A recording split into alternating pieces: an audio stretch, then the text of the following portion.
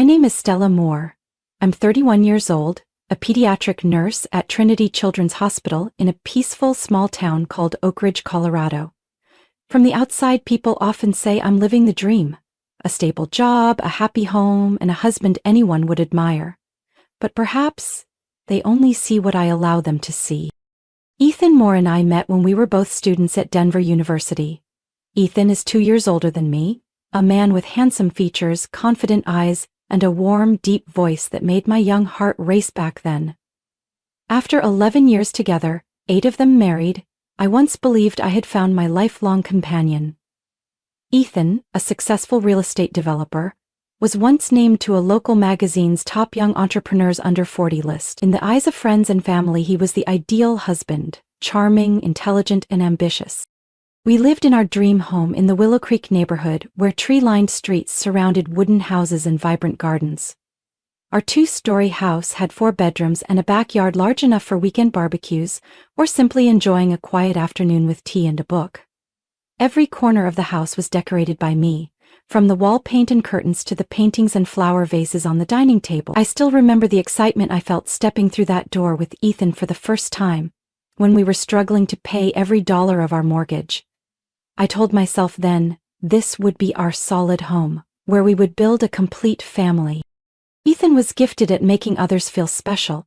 He spoke in a way that made people trust him easily.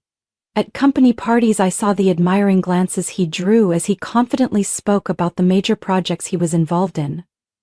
With neatly cut black hair, a well-fitted suit, and a charming smile, he always became the center of attention without even trying.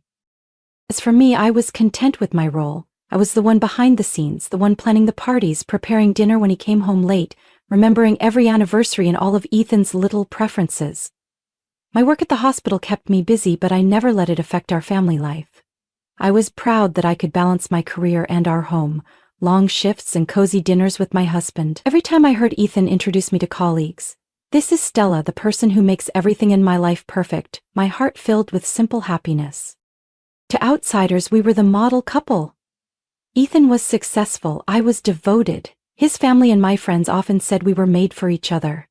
Ethan was a caring husband who never forgot flowers on our anniversaries, and often texted me sweet notes during his packed meetings.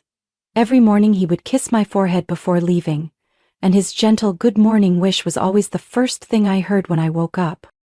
We used to think that the hardest challenges our marriage would face were my exhaustion from night shifts or Ethan's stress from overloaded projects. But I was wrong. Behind the perfect smile and elegant parties, behind the praise and successful contracts, was something I had never dared imagine. If someone had asked me, "Stella, did you ever doubt Ethan?"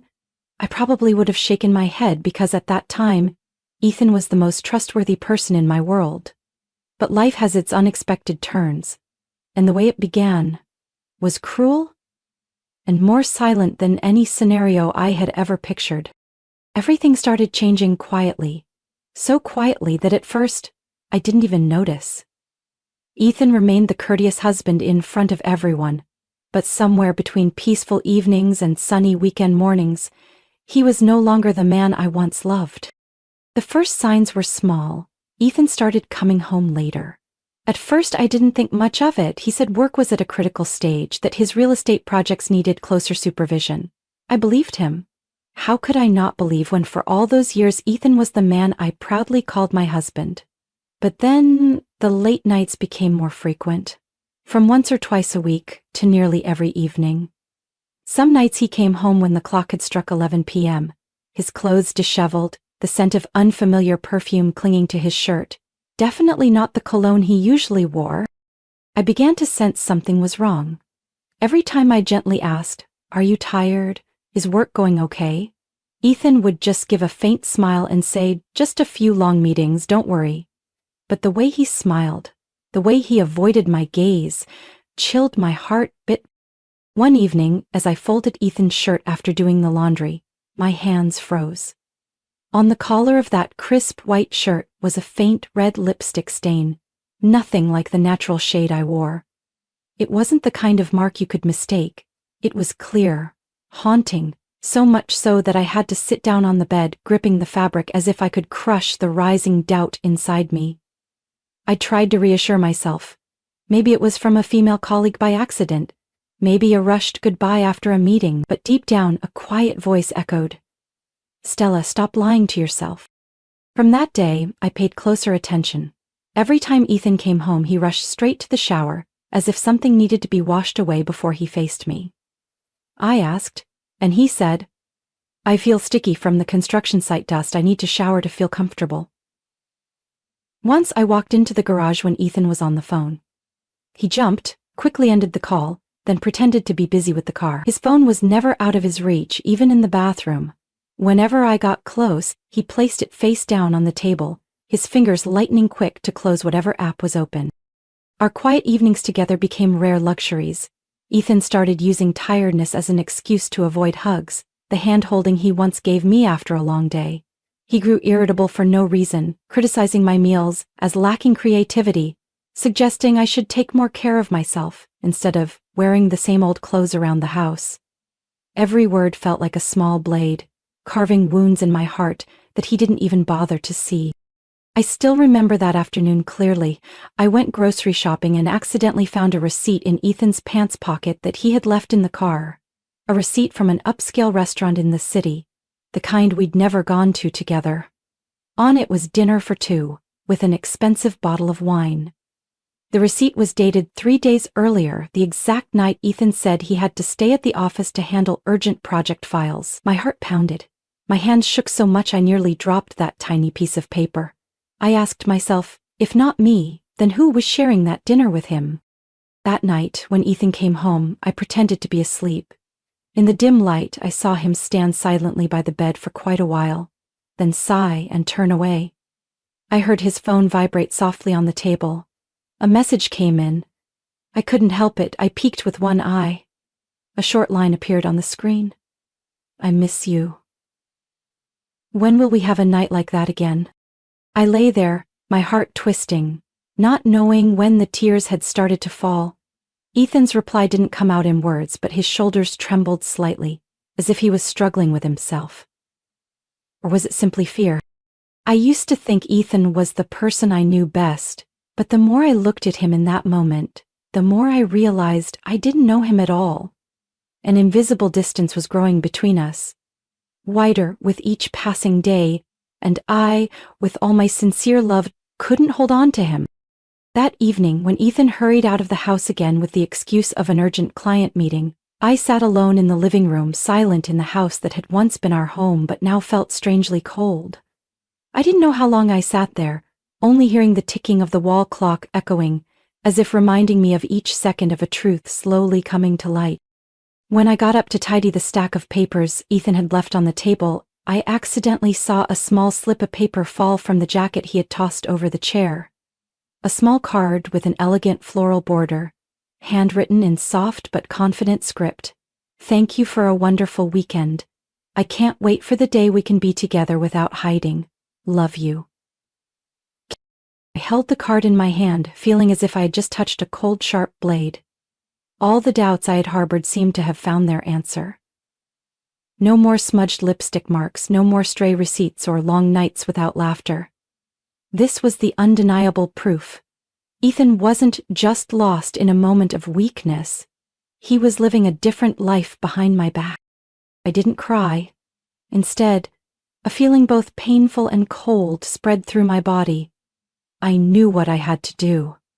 As a nurse, I had always been trained to stay clear-headed in any situation, whether in pain or panic, and this time I was determined to face the truth in the way I knew best, with care and precision. That night, while Ethan was still out, I opened my laptop. I started with the most familiar places, his social media. Ethan was usually private but not invisible. On Facebook, he mainly shared about work.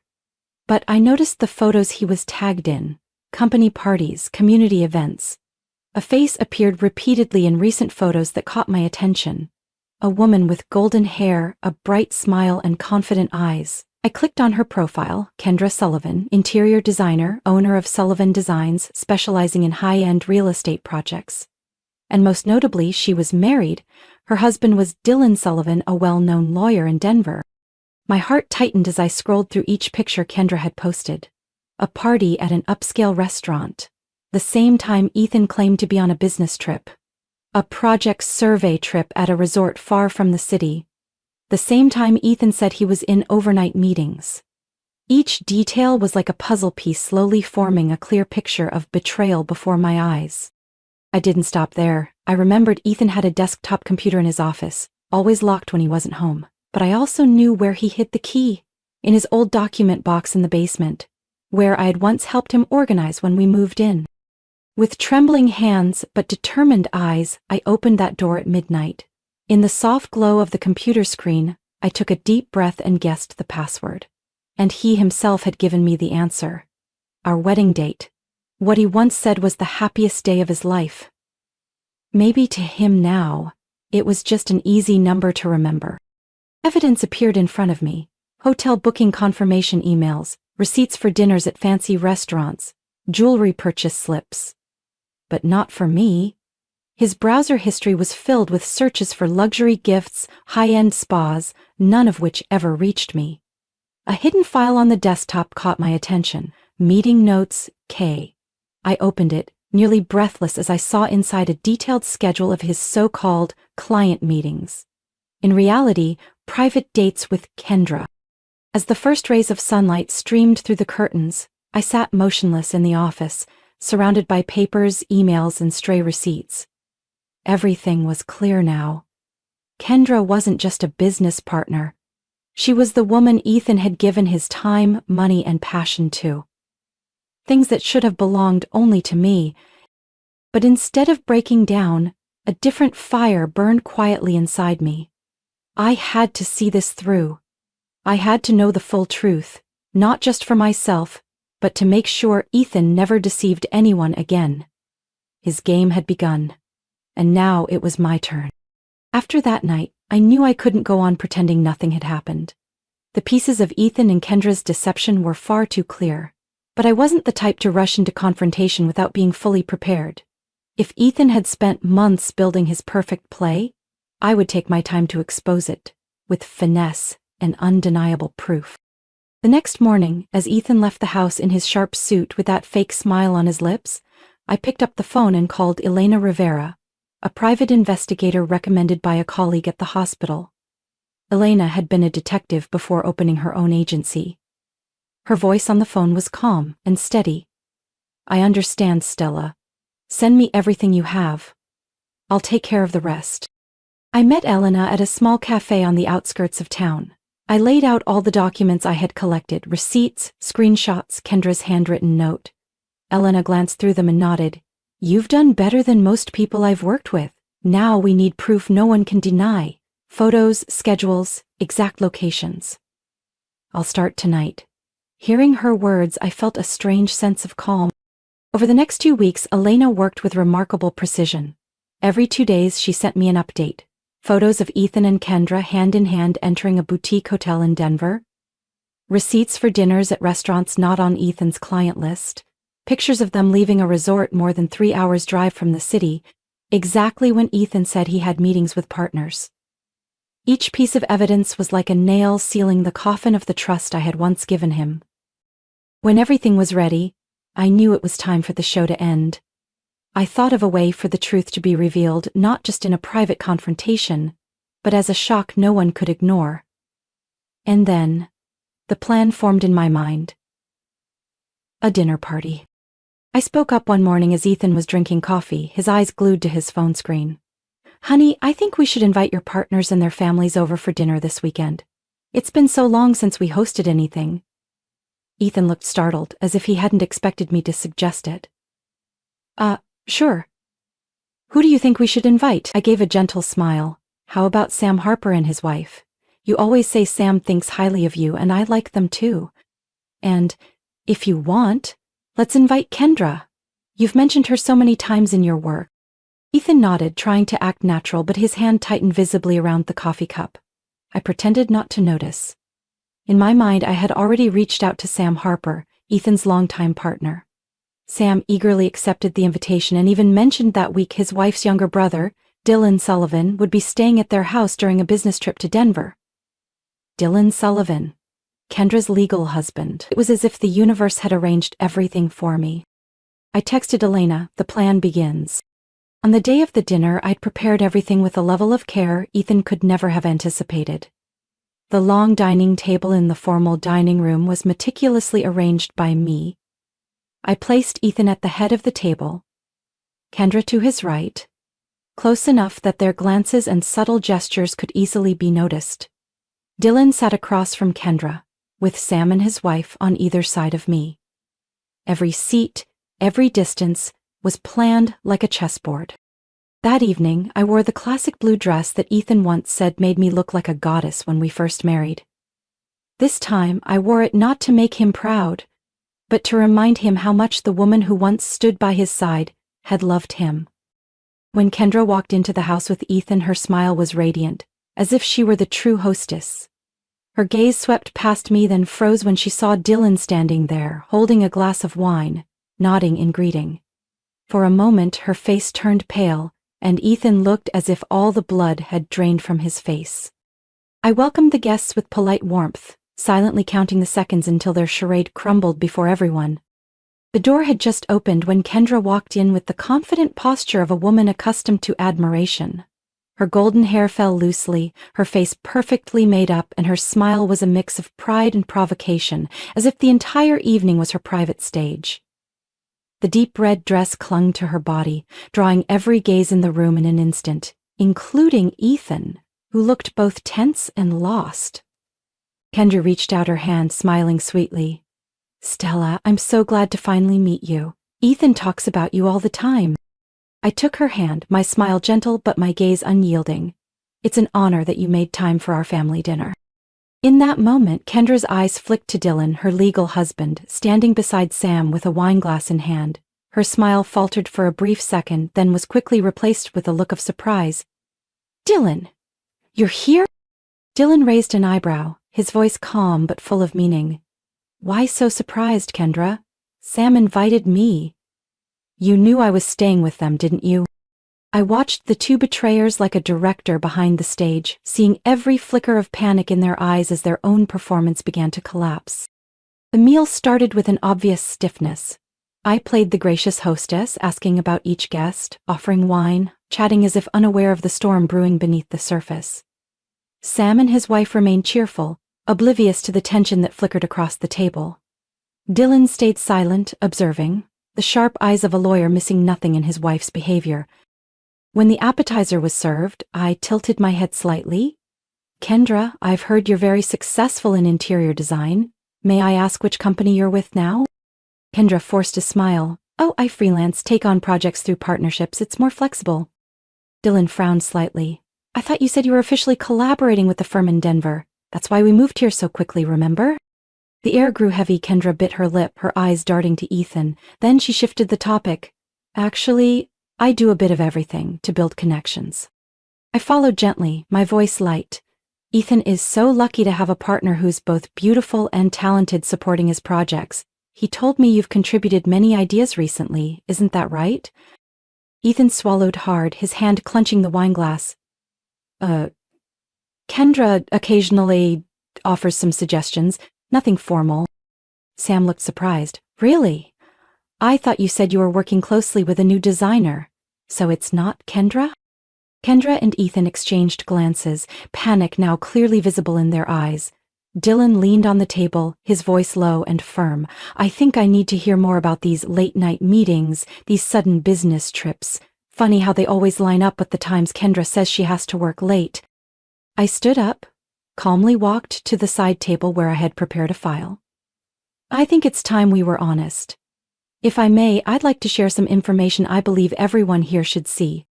I gently opened the file, pulling out photos, receipt copies, and evidence Alina had helped me gather. One by one, I laid them out on the table, in front of everyone. Photos of Ethan and Kendra hand in hand entering a boutique hotel. Room booking receipts for a luxury resort 3 hours drive from Denver. Dinner receipts for romantic evenings on the very nights Ethan claimed to be in meetings. Each document was like a blow to the mask they had tried so hard to keep on since the evening began. Dylan looked at each piece of evidence, his face turning to ice. He picked up a photo, his voice rough. "Kendra, do you have anything to say? Is this the boss you told me about?" Kendra's face went pale, her eyes filled with tears, and she stammered, "Dylan, I'm sorry, I don't know what to say." Ethan started to speak, but I looked him straight in the eye, my voice not loud but enough to silence him. "Don't say sorry. I don't need it. What I need is the truth, and it's right there on the table." Sam and his wife sat in stunned silence, unable to believe what was unfolding. The dinner meant to foster business connections had become a bitter exposure. I took a deep breath, feeling a lightness in every cell of my body. The truth had spoken, and there was no place left to hide. After that fateful evening, everything collapsed at the speed of a storm. Dylan left my house that very night, taking with him the file of evidence I handed him. The look he gave Kendra then held no trace of love, only deep disappointment and the resolve of a man who knew what he had to do. Just 2 days later, I heard that Dylan had changed all the locks on their house in Denver and filed for divorce along with a criminal complaint for embezzlement. As a seasoned lawyer, Dylan knew exactly what he needed to do to protect his honor and assets. He brought the case into the open, worked with investigators, and provided all the evidence from the documents I had shared, along with the fake invoices he found after reviewing his wife's company accounts. Kendra had no chance to explain herself. When the police searched her office, they uncovered numerous fake records, fraudulent invoices, and evidence of illegal money transfers. The embezzled amount was determined to be nearly $80,000, enough to make her the most notorious financial criminal in Denver that year. News of the case spread quickly across local papers. The press didn't hesitate to label the scandal the most infamous affair and embezzlement of the year. As for Ethan, he couldn't escape the consequences of the destruction he had caused. Sam Harper, who had once treated Ethan like a brother, didn't need a long confrontation. After that evening, Sam announced the end of all business partnerships. He skillfully but firmly removed Ethan from every joint project to protect the company's reputation from further damage. Other partners, hearing the news, quickly cut ties too, afraid of being linked to a scandal of ethics and fraud. In just 1 month, Ethan fell from a respected businessman to a disgraced betrayer who lost both reputation and career. His office downsized and employees left one by one, unwilling to be caught up in the fallout. The mansion that had once been his pride became a financial burden no one could bear. As for me, I moved through it all with a clarity and determination I hadn't known I had. The divorce happened faster than I expected. Ethan didn't dare fight for anything because he knew I held all the evidence and he had no power left to negotiate. I kept our original house in Willow Creek, but only so I could sell it. Every brick, every room there, only reminded me of the years I had lived in illusion. I sold the house and used the money to buy a small but cozy apartment on a high floor of a modern building in the heart of the city. My new apartment looked out over a lush green park, with a small balcony just big enough for a few pots of flowers. Every piece of furniture was chosen by me, from the jade green armchair to the simple white porcelain dishes. Every morning, waking to see the sunlight fill the room, I knew I had begun an entirely new life. A life where I was in control of every choice.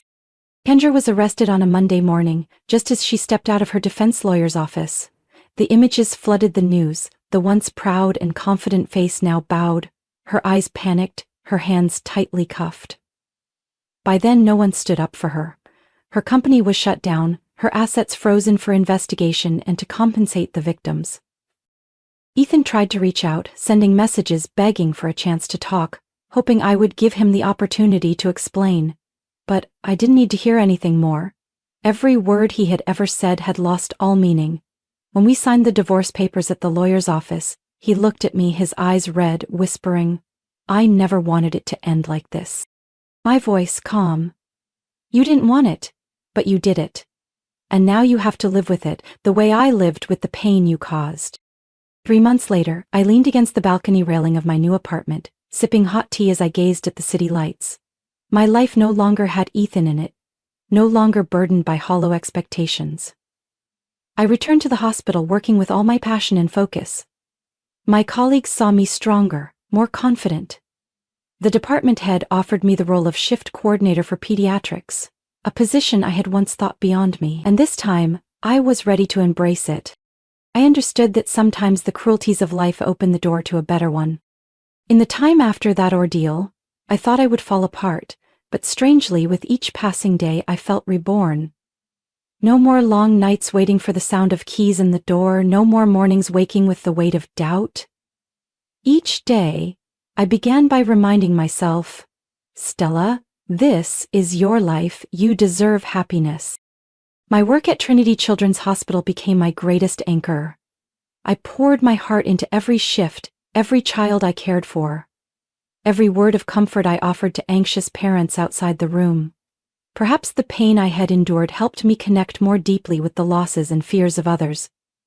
I was calmer in emergencies, more decisive in handling complex cases. My colleagues began to look at me differently, no longer the devoted nurse behind the scenes, but the leader they trusted when the unexpected happened. 3 months after that fateful night, the department head called me into her office. Dr. Laura Perkins, the woman who had guided me through my early years, looked at me with an encouraging smile.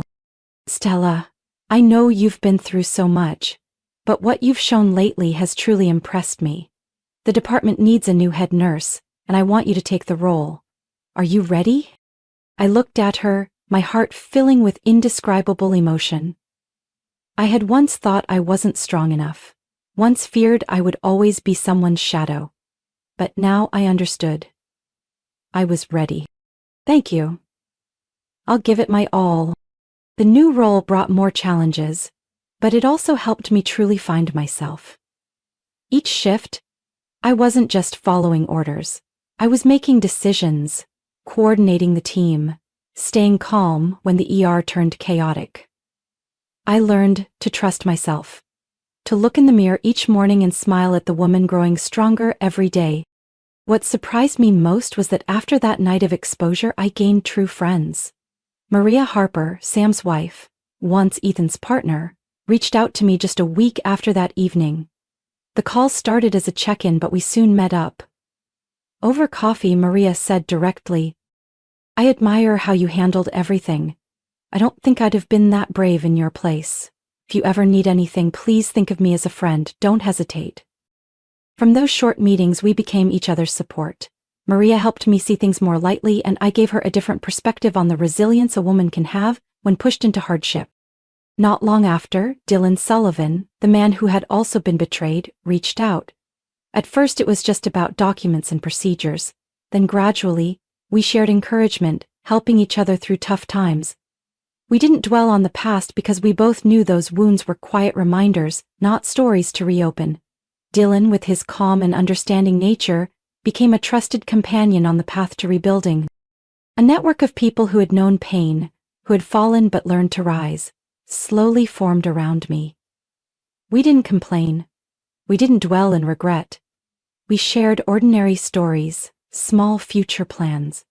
A weekend trip, a cooking class Maria invited me to join, or just quiet afternoons together, watching the city light up. Now, standing on my balcony, I no longer see myself as a former wife or someone who was betrayed. I am the head nurse of a major hospital's pediatric department, a woman independent in the life she chose, someone who has learned to love herself after all the wreckage. I no longer fear long nights alone, because I know inside me is a steady strength waiting to rise. And when I look in the mirror each morning, I no longer see the woman who lived for the role of a wife. I see a woman who is independent, confident, and strong. Someone who will never let anyone else define her worth again. Looking back, I understand that sometimes the most painful upheavals are the turning points that help us find ourselves. I am no longer the woman who strained to hold together a marriage built on lies.